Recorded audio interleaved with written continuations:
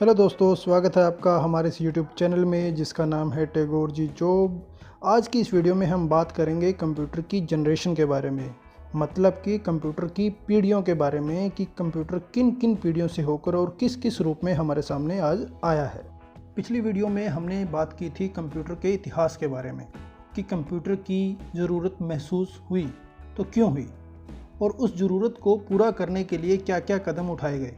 क्योंकि ज़रूरत तो महसूस की जा रही थी, वो थी संख्याओं को काउंट करने की।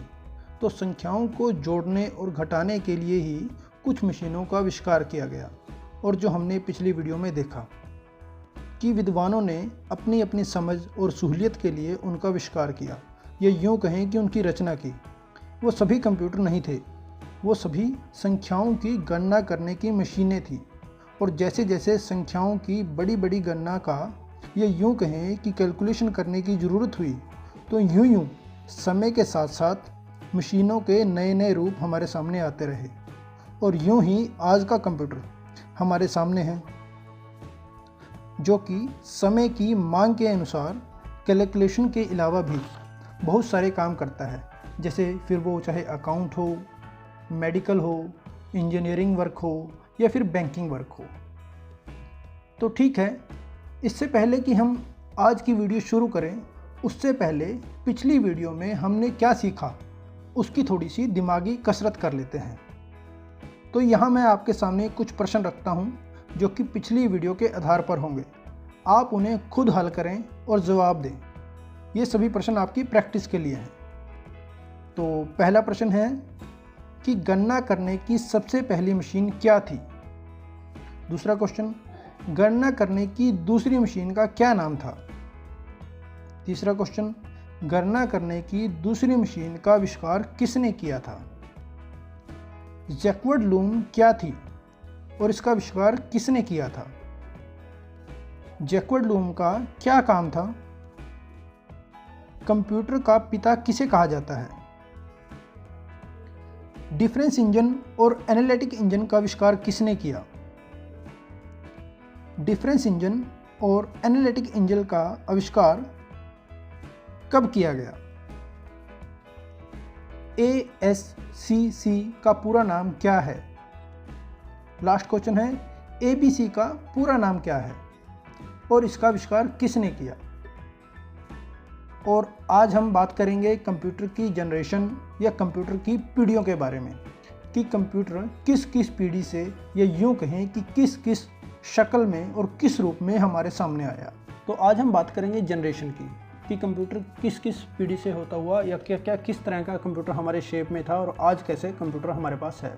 तो सबसे पहले जो बात कर रहे हैं हम फर्स्ट जनरेशन की कंप्यूटर की। जो फर्स्ट जनरेशन है कंप्यूटर की वो 1946 से 1956 के बीच की है।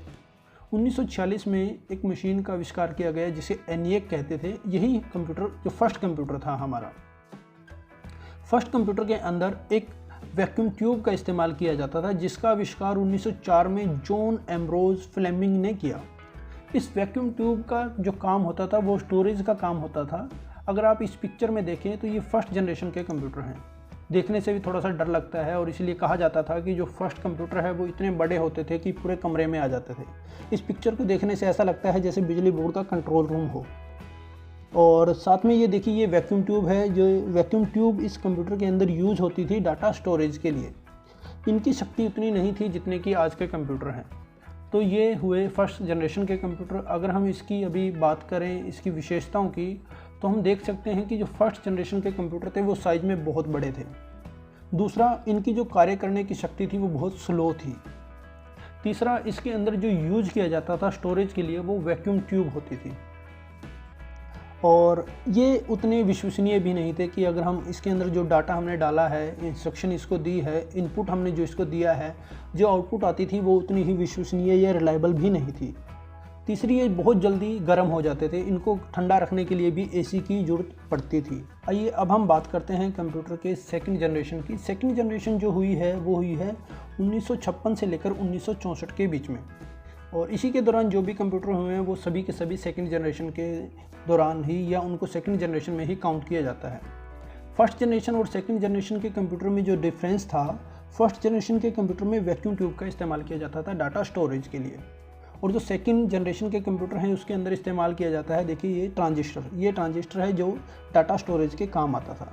अगर आप सेकंड जनरेशन के कंप्यूटर देखें तो देखिए उनका साइज़ या उनका रूप फर्स्ट जनरेशन के मुकाबले में ठीक है। फर्स्ट जनरेशन के मुकाबले तो जो कंप्यूटर थे फर्स्ट जनरेशन के वो तो ऐसे लगते थे जैसे किसी बिजली बोर्ड के कंट्रोल रूम हो। और अगर हम बात करें अभी कि फ़र्स्ट जनरेशन और सेकंड जनरेशन में फ़र्क क्या है, वो वही है कि फ़र्स्ट जनरेशन में वैक्यूम ट्यूब का इस्तेमाल होता था और सेकंड जनरेशन में ट्रांजिस्टर का इस्तेमाल होता है जो ये है। अब इसकी विशेषताओं की बात कर लेते हैं। ये सेकंड जनरेशन के जो कंप्यूटर हैं फर्स्ट जनरेशन के कंप्यूटर के मुकाबले में साइज़ में छोटे होते थे, ठीक है। फर्स्ट जनरेशन के मुकाबले में इनके कार्य करने की शक्ति तेज़ होती थी या कहीं स्पीड ज़्यादा होती थी। सेकंड जनरेशन के कंप्यूटर फर्स्ट जनरेशन के कंप्यूटर के मुकाबले में कम खर्चीले होते थे। और अगर हम बात करें लैंग्वेजेस की तो कोबोल और फोर्ट्रॉन जैसी उच्च स्तरीय भाषाओं का इसमें इस्तेमाल होने लगा था। और जो हमारी एक्सटर्नल डिवाइसेस होती हैं जैसे प्रिंटर होता है तो वो भी सेकंड जनरेशन के कंप्यूटर में इस्तेमाल किया जाने लगा था। अब बात करते हैं हम थर्ड जनरेशन की। कंप्यूटर के थर्ड जनरेशन का जो टाइमिंग कहा गया है वो है 1965 से लेकर 1971 के बीच में। अब सेकंड जनरेशन का कंप्यूटर और जो थर्ड जनरेशन का कंप्यूटर है उसमें क्या डिफरेंस था। सेकंड जनरेशन के कंप्यूटर में जो स्टोरेज के लिए यूज़ किया जाता था उसका नाम था ट्रांजिस्टर, लेकिन जो थर्ड जनरेशन का कंप्यूटर है उसके अंदर यूज़ किया जाने लगा इंटीग्रेटेड सर्किट आईसी, जिसको हम शॉर्ट फॉर्म में बोलते हैं। और जो आईसी का आविष्कार किया था वो किया था टेक्सास की कंपनी थी, टेक्सास इंस्ट्रूमेंट कंपनी, और उसके एक इंजीनियर थे जैक किल्बी, तो उसने इसका आविष्कार किया था। और देखिए सेकंड थर्ड जनरेशन के जो कंप्यूटर थे वो आज के कंप्यूटर से थोड़े से मिलते जुलते हैं। देखिए अगर आप इस तस्वीर में देखें तो ये वो कंप्यूटर हैं जो थर्ड जनरेशन में इस्तेमाल किए जाते थे। और ये वो चिप है जिसे हम इंटीग्रेटेड सर्किट कहते हैं, ये इसके अंदर इस्तेमाल की जाती थी स्टोरेज के लिए, डाटा को स्टोर करने के लिए। अब हम बात कर लेते हैं थर्ड जनरेशन के कंप्यूटर की विशेषताओं की। देखिए सेकंड जनरेशन के कंप्यूटर में यूज होता था ट्रांजिस्टर, तो सेकंड जनरेशन के कंप्यूटर में यूज होता है आईसी, जिसका फुल नेम है इंटीग्रेटेड सर्किट। अच्छा, थर्ड जनरेशन के कंप्यूटर का जो साइज़ है वो सेकंड जनरेशन के कंप्यूटर से थोड़ा सा छोटा है, थोड़ा नहीं बहुत ज़्यादा छोटा है। तो हम कह सकते हैं कि थर्ड जनरेशन के कंप्यूटर का साइज़ और वजन सेकेंड कंप्यूटर के जनरेशन के कंप्यूटर से छोटा और कम था। अच्छा, सेकंड जनरेशन के कंप्यूटरों का जो रिलायबिलिटी थी वो ज़्यादा थी सेकंड जनरेशन के कंप्यूटर के मुकाबले में। थर्ड जनरेशन के कंप्यूटर पोर्टेबल थे, मतलब उनको एक स्थान से दूसरे स्थान पर ले जाना भी आसान था, रख रखाव भी आसान था, जगह भी कम लेते थे वो। जो कंप्यूटर की फोर्थ जनरेशन हुई है वो हुई है 1971 से लेकर 1985 के बीच में। सन 1981 से लेकर 1985 तक जो कंप्यूटर की जितनी भी टाइप आए हैं वो सभी के सभी फोर्थ जनरेशन के अंदर काउंट किए जाते हैं। अच्छा, जो थर्ड जनरेशन था और जो फोर्थ जनरेशन है इसके अंदर डिफरेंस क्या था। थर्ड जनरेशन के अंदर जो यूज़ की जाती थी आईसी, जिसको हम इंटीग्रेटेड सर्किट कहते हैं, इसमें भी वही यूज़ की जाती थी, इसमें कोई फ़र्क नहीं है फोर्थ जनरेशन में भी। लेकिन जो आईसी की पावर थी वो ज़्यादा और बढ़ा दी गई थी, उसके अंदर बहुत ज़्यादा विकास हुआ और उसको अब लार्ज इंटीग्रेटेड सर्किट कहा जाने लगा, क्योंकि इसके अंदर जो पावर थी आईसी की वो बढ़ा दी गई। और जो इंटीग्रेटेड सर्किट की जो पावर है वो लगभग 3 लाख ट्रांजिस्टरों के बराबर कही जाती थी। इस जो आईसी है इसकी जो ये चिप होती थी, इसमें इस तरह की देखिए जो चिप आपको सामने दिख रही है, ये जो मदरबोर्ड में लगी होती थी, इस चिप के अंदर जो स्टोरेज पावर थी वो बहुत ज़्यादा थी। कंपनी ने ये जो कंप्यूटर था ये बिल गेट्स को दिया, जो उस समय हार्वर्ड विश्वविद्यालय के एक छात्र थे। मतलब जो आज हम बिल गेट्स सुनते हैं, जो माइक्रोसॉफ्ट कंपनी के मालिक हैं, उस समय वो हार्वर्ड यूनिवर्सिटी में पढ़ते थे। तो उन्होंने ही बेसिक जो लैंग्वेज होती है कंप्यूटर की उसका इस्तेमाल इस कंप्यूटर के ऊपर किया था, और जो कि बड़ा ही सक्सेसफुल हुआ। उसी के बाद ही बिल गेट्स ने माइक्रोसॉफ्ट कंपनी की स्थापना की थी। और उसी के बाद आज भी कंप्यूटरों से जब भी हम किसी को नाम जोड़ते हैं तो बिल गेट्स का नाम हमारे सामने ज़रूर आता है, ठीक है। अच्छा, अब बात करते हैं कि फोर्थ जनरेशन के कंप्यूटर और थर्ड जनरेशन के कंप्यूटरों में फ़र्क क्या था। देखिए, जो फोर्थ जनरेशन के कंप्यूटर हैं वो हूबहू आज के कंप्यूटरों से ही मिलते जुलते हैं, कोई ज़्यादा फ़र्क नहीं है। लेकिन मॉडिफिकेशन हुई है कि साइज़ छोटा होता रहे या थोड़ा दिखने में अच्छा लगता रहे, उस तरह से मॉडिफिकेशन हुई है, बाकी कोई मॉडिफिकेशन नहीं हुई है। और स्पीड में मॉडिफिकेशन की जा रही है आज भी, कि मेमोरी को हम ज़्यादा बढ़ा पाएँ, स्पीड को ज़्यादा बढ़ा पाएँ।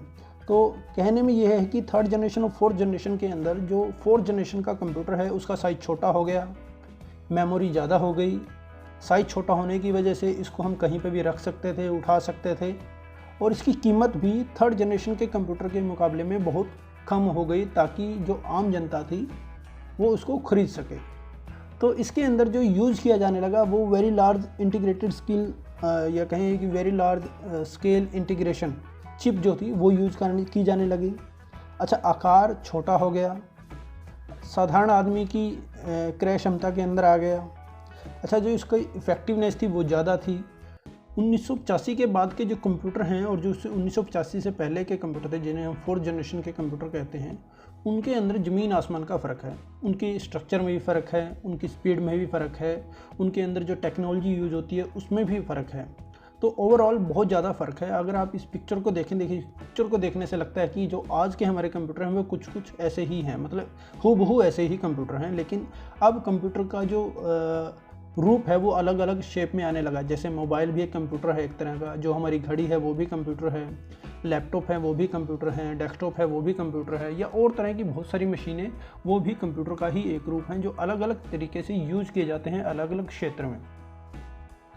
तो अगर हम बात करें कि फिफ्थ जनरेशन के कंप्यूटर का और थर्ड जनरेशन के कंप्यूटर में क्या फ़र्क है, तो कह सकते हैं कि जो फिफ्थ जनरेशन के कंप्यूटर हैं अब वो जैसे अकाउंटिंग वर्क है हमारा, चाहे इंजीनियरिंग वर्क है या सिविल वर्क है या स्पेस वर्क है, जो हम यहाँ से हमारे उपग्रह आसमान में भेजते हैं वो वर्क है, या हमारा रिसर्च वर्क है, जैसे एजुकेशन में हम रिसर्च करते हैं या पीएचडी स्कॉलर हैं तो वो, या नेट के जो पास करने के बाद पीएचडी करते हैं वो जो हैं वो भी अपने स्कॉलरशिप में या अपनी रिसर्च में कंप्यूटर का यूज़ करते हैं। और इसके बाद अगर हम इसके टेक्नोलॉजी की बात करें तो इसके अंदर ultra large scale integrated circuit use होते थे, वही आईसी यूज होते थे, लेकिन उनका जो पावर थी अब बढ़ा दी गई थी। तो इसके अंदर very large scale integrated circuit और ultra large scale integrated circuit को यूज़ किया जाने लगा। आज में अगर हम बात करें कि वर्तमान समय में कंप्यूटर के रूप क्या हैं, तो वो आप देख सकते हैं कि मोबाइल कंप्यूटर है, घड़ी में भी कंप्यूटर है, आपकी हर चीज़ में जो भी ऑटोमाइजेशन है वो कंप्यूटर का ही एक रूप है। तो बस विशेषताएं इसकी वही हैं कि इसका जो साइज़ है वो बहुत छोटा हो गया है, पोर्टेबल है, हम कहीं भी इसको ले जा सकते हैं, ला सकते हैं। जो स्पीड है इसकी वो fourth generation, third generation, second generation, first generation के मुकाबले में बहुत ज़्यादा हैं, जो कि हमारे समय की बचत करती है।